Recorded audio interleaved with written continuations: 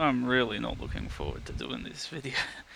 Like, I've been pushed. When are you gonna do your friggin' top 10 hate or dislike or bloody positive things about Rwby? And I'm just like, I'm so sick of this series. Thinking of the series literally gives me a fucking headache. Because that's what you do.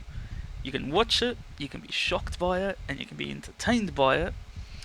But as soon as you start using your head, this series is a fucking nightmare to deal with. So we're gonna start on a positive note, and although it's not a top 10 things that pissed me off with Rwby Volume 7, you'll see that some points that I go into branch off into other bits. So this goes even beyond the top 10 things because they branch off. But the positive thing, I got this from one of my amino friends when he found out about it being my birthday in January. Wanted to send me something. So, yeah, came with this really, not gonna lie, man, this is kind of a creepy letter, but then, you know, from a guy's perspective, like when we're joking around with each other and like whether we insult each other, you know, all guy things that you do, it doesn't look so creepy. It just looks like some people taking the piss out of each other. And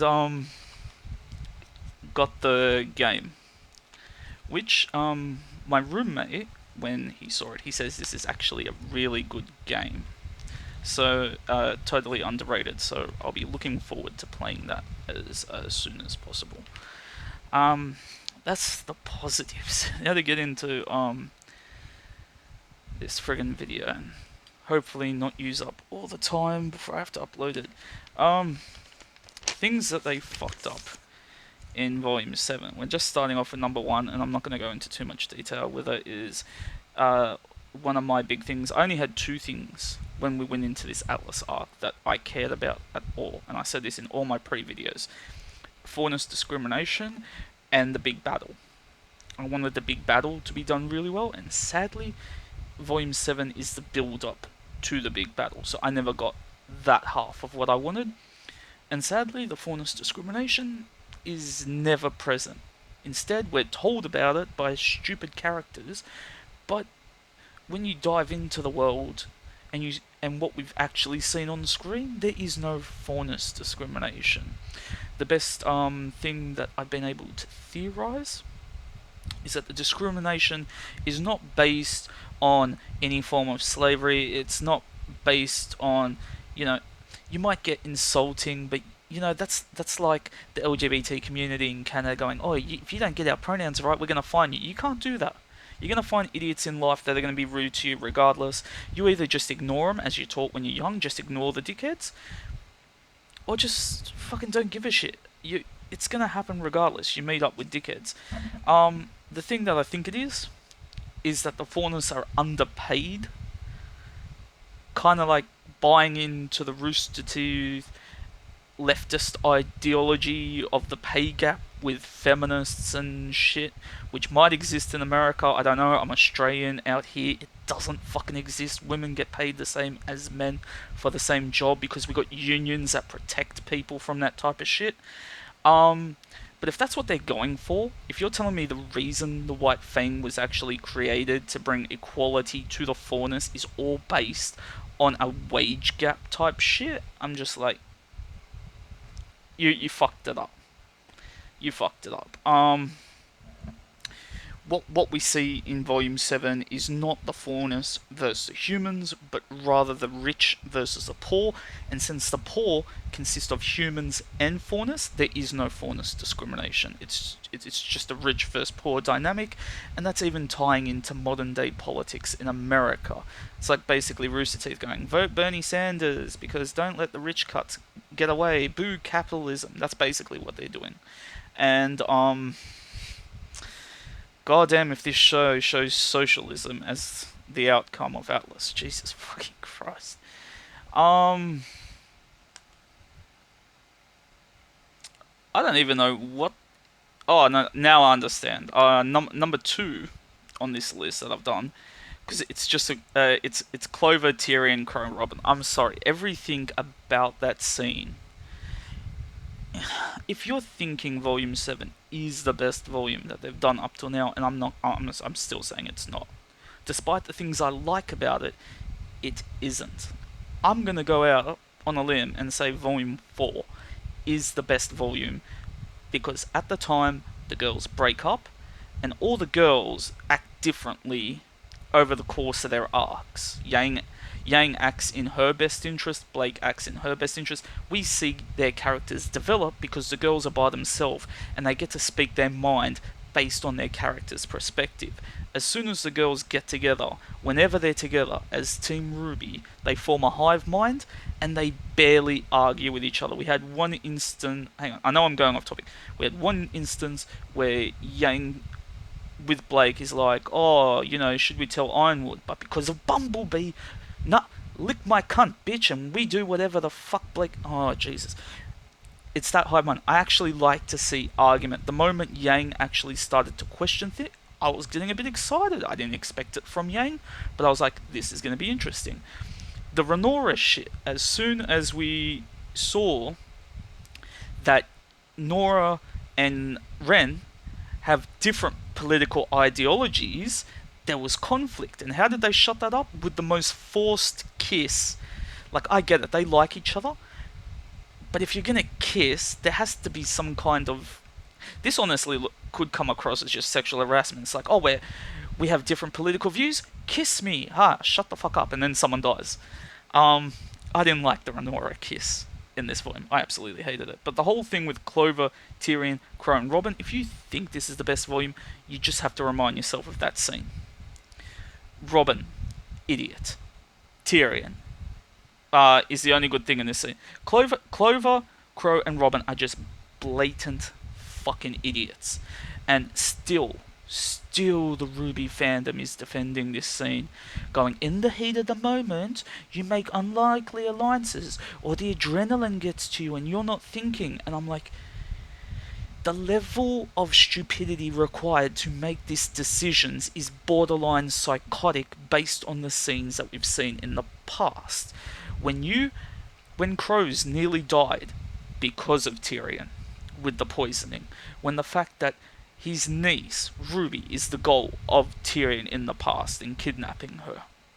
When all this shit has happened, and you have the balls to team up with this psycho arsehole against the guy who's your new friend, and then at the beginning of the scene you're like, let's just get to Ironwood, sit down and have a conversation like adults, and then you're like, nope, get out my sword, gotta fuck shit up. I'm like, I don't pity Crow. I want Crow dead now. I'm like, I don't like you anymore. It's like, this has nothing to do with the voice actor type shit. I couldn't care less with the whole Vic, Monica Arroyo, and Rooster Teeth shit anymore. But it honestly seems, since he's had a new voice actor, he's just shit. It's not the voice acting, it's the character. He's become shit. Number 3. This is a big thing for me, because this is tying into my world building. I'm really, really big on world building. 3 and 4 actually combine together. 4 is underused abilities, and 3 for me is just the Elysian military. And in the other video I do where I'm talking about the positive things, there's one thing that features on both of these lists in this situation, and it's Ironwood. Ironwood can be argued to be the best and the worst thing of this volume. In terms of the best thing for the other video, it's his greater good philosophy, he's willing to sacrifice, he's acting as an actual leader without morality and just rational mind, he's got the paranoia and fear, which shows he's got weakness. Everything he's got going for him in that sense is fucking amazing. It's this huge positive for this volume, and at times it's carrying this volume. And I know I should not be saying this in a negative video, but if we do go over to the negative side of Ironwood, it's the fact that he's the general in charge of this Elysian military, and the Elysian military are used like shit this entire fucking volume. In order for things to go wrong, the Elysian military has to be used really shit. There's no way that they were going to say, we're going to put in the work of actually using the Elysian military really well so they look like an organized military actually accomplishing things while being pushed back by this overwhelming grim threat. They didn't get that in their head. Instead, they had this lazy idea that if we just leave the military in Mantle in piss poor numbers and leave the rest of them just hovering over the city doing fuck all for the entire volume, and you're just like, Ironwood, bro, come on. And to better get this, the military won the Elysian Knights, whether they've been updated, it's like their guns, their rifles that the Elysian Knights and even the infantry use, they're only effective when the plot demands it. That's a very bad consistency. It's like when the Grim are invading and they want the Grim to look strong, these guns all of a sudden don't do shit. You don't see any Grim go down to an Elysian Knight. They're just getting fucking destroyed. But as soon as Team Juniper needs to run away from the security guards, these fucking rifles are the number one thing you should fear. Paladins. Paladins. This is a big cop-out that I don't like in Volume 7. Is because we start to learn little bits of what's backstory. And whereas my idea is that either A, what could have been tied to the Grim experiments, where the Elysians were trying to use the Grim to militarize them, and that could be seen as a, like, I get the positives that come out of that, and it's something I would agree to do if I was in the military. But I can see the negative aspect of weaponizing the Grim and what could go wrong there.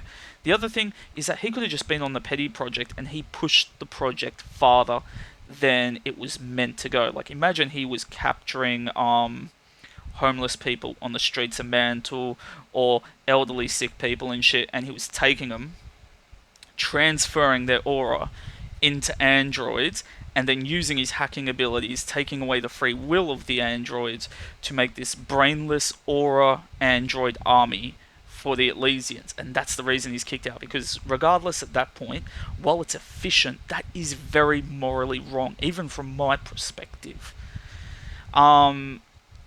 Instead, they're just like, he's faked his own death. The reason he's done all this, the reason why he's presumed dead and he's joined Salem, is he was pushing the Paladin project. The Paladins, which are present in volumes 1, 2, and 3, and are a big thing that the Elysians are proud of, by the way. And because he didn't get the promotion, and Pietro did, he joins the Ultimate Evil. And I'm like, this is just dumb. And when we get to Atlas, the place where the Paladins are made, there's not one fucking Paladin present.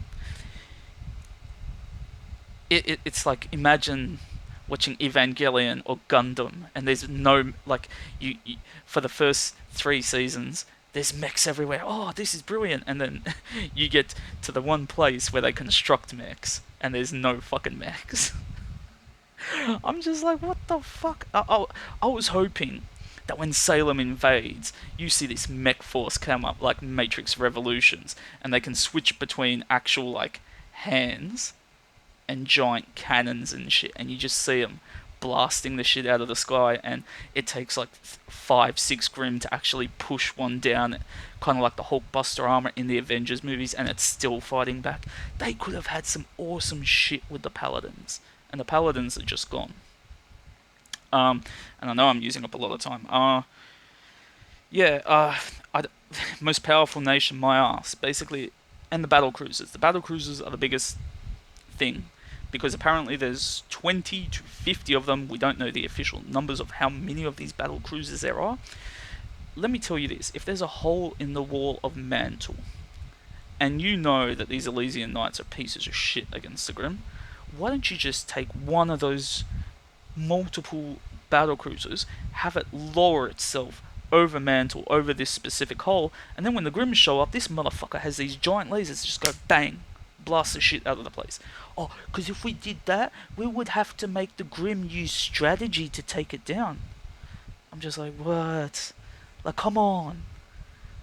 13 fucking episodes, and these things that are the most heavily armored, heavily armored and most heavily armed things in Atlas do fuck all. And you're like, oh, this is the best volume. They used everything. No, fuck that. Um, in underused abilities, Marrow, his stay is overpowered as shit. If you actually notice the stretchy arm guy, he's actually got a weapon on his back, but he doesn't use it because he acknowledges of how powerful his aura stretchy shit is. That's why he uses that and not the weapon on his back. Marrow has this fucking chainsaw boomerang weapon that to me is a cool weapon, but I'm like, your fucking power is so overpowered. If properly used in a team environment, you should not lose.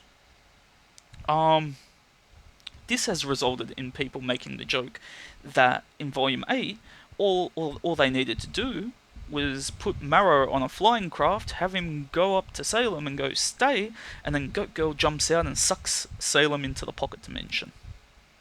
That's another underused ability. Goat Girl.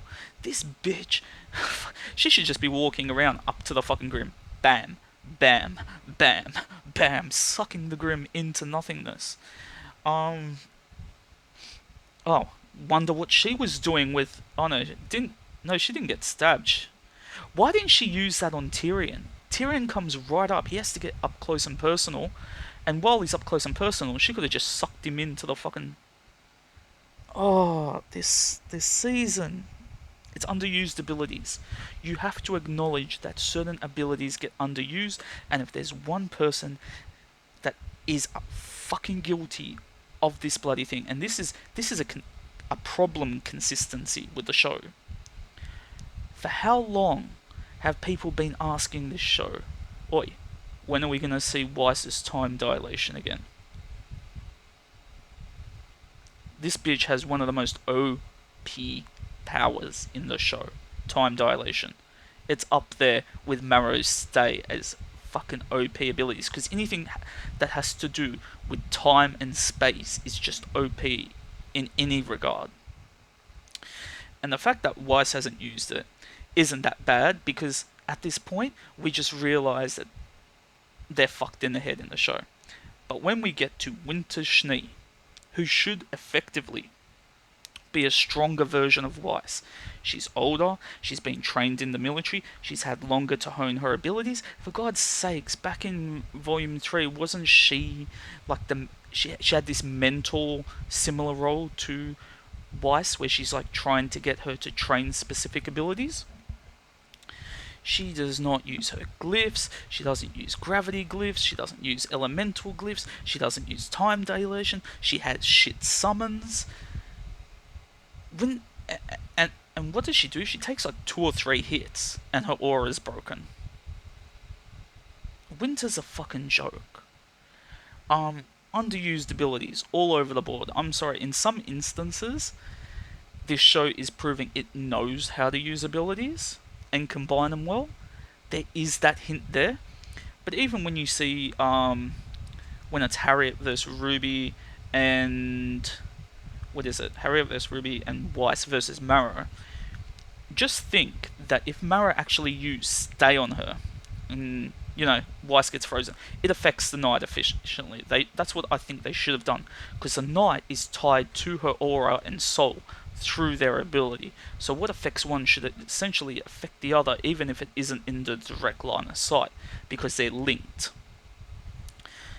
How to get out of that? Well, if Rwby comes along in her semblance form, where she just looks like a red blob, and she picks up Weiss from the stay position, and they merge into that like candy cane form, that effectively gets Weiss out of it, and then she can drop Weiss off somewhere, and as Harriet and Rwby continue their race at speed, you can see Weiss activate the time dilation to slow Harriet down, effectively making her slower than Rwby, and forcing Harriet. It could have a badass moment for Harriet, where Harriet, just out of willpower and determination alone, tries to break through the time dilation and get faster based on her own semblance and speed.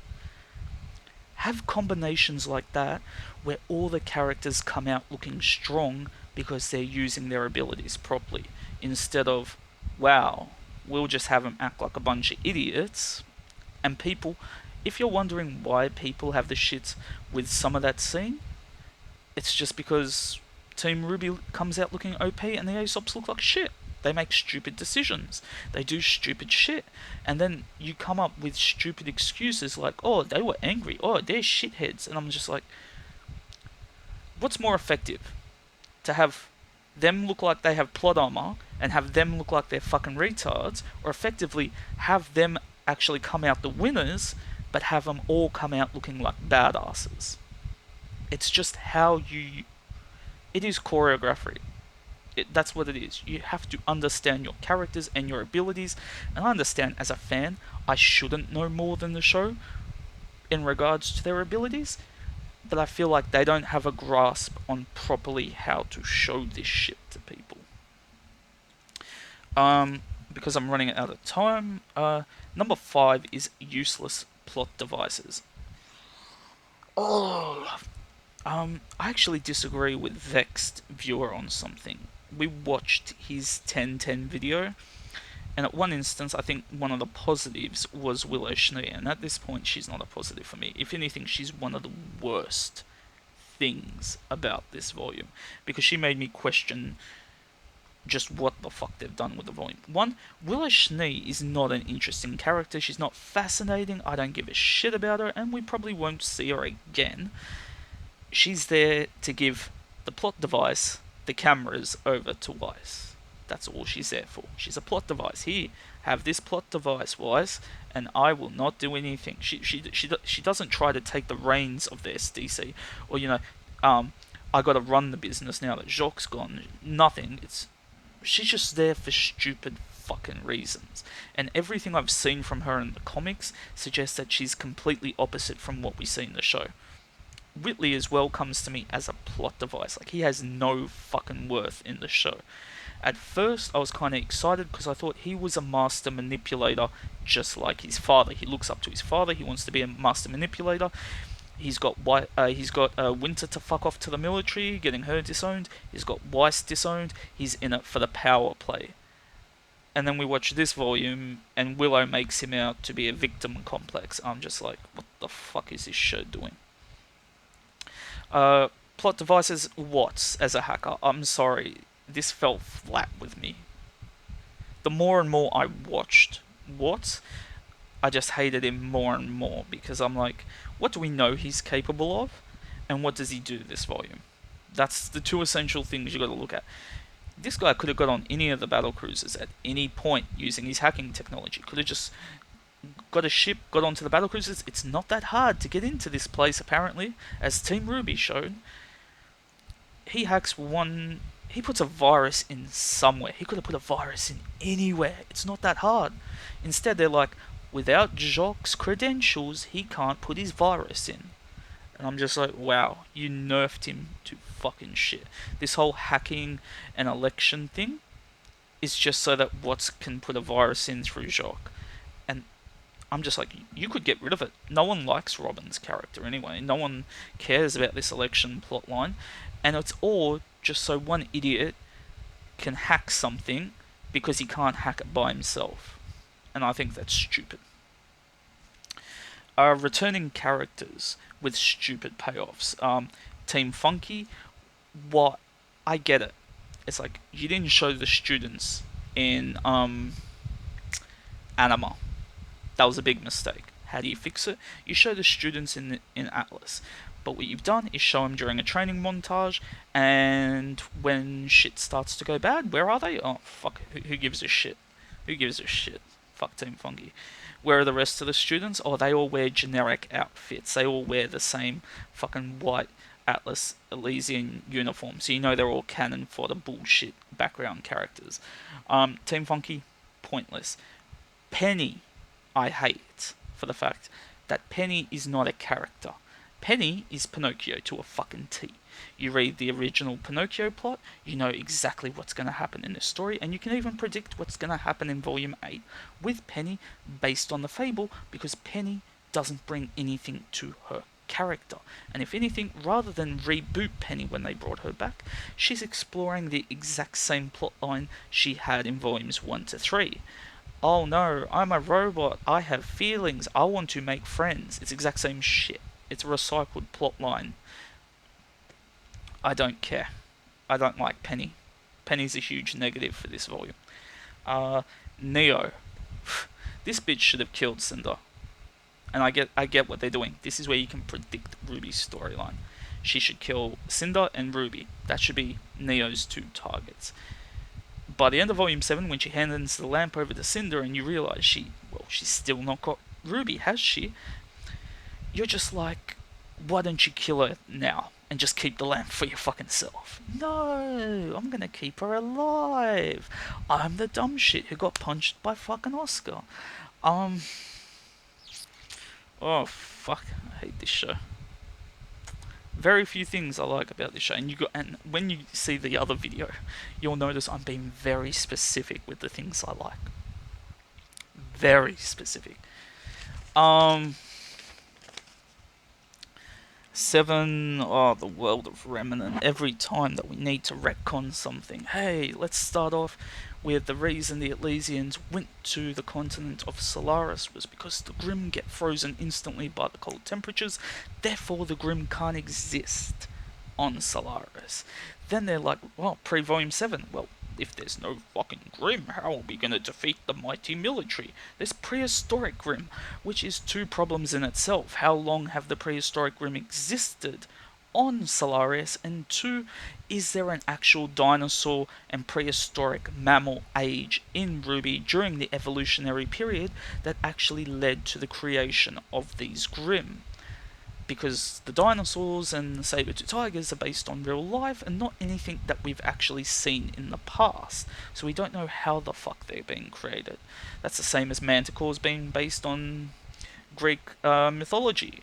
The Greeks aren't in the fucking show, so where the fuck are they getting this fucking shit from? And then, when you're telling us that prehistoric Grimm are the only ones that can rule on the continent, what do we get coming to the continent? We get flying fucking monkeys and whales. Both mammals. What the fuck? It's like constant retcons. It's not even a prehistoric animal that's coming to kill them now.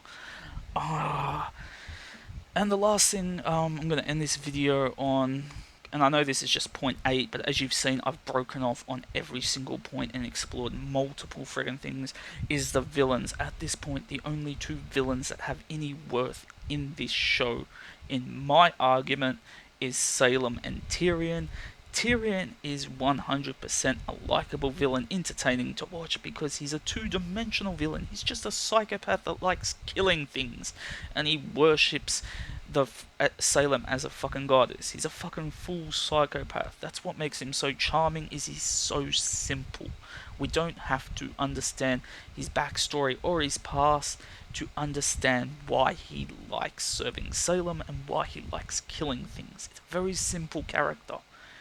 Salem, on the other hand, I would give her about a 6.5 to a 7. The only thing I don't like about her is we actually know how to... She has an out clause, okay? If she doesn't want to be cursed anymore, all she has to do is accept the value of life and death as a cycle, and she can go to the afterlife. It's such a stupid out clause that it actually ruins the curse of her character. But beyond that, going into Volume 8, how you leave Volume 7 is Salem has her moment that's similar to Madara Uchiha coming into Naruto and Naruto Shippuden when he shows up for the first time and he decimates a quarter of the army by himself. It's like Aizen in fucking Bleach when he takes on the entire Goatee 13 and the Wizards all by himself, basically. This is the moment where you're taking the big person of the series and saying fuck you to the whole series. If you fuck that up, because the rest of the villains are fucking garbage. And that's just my video. That's my hate video on Volume 7.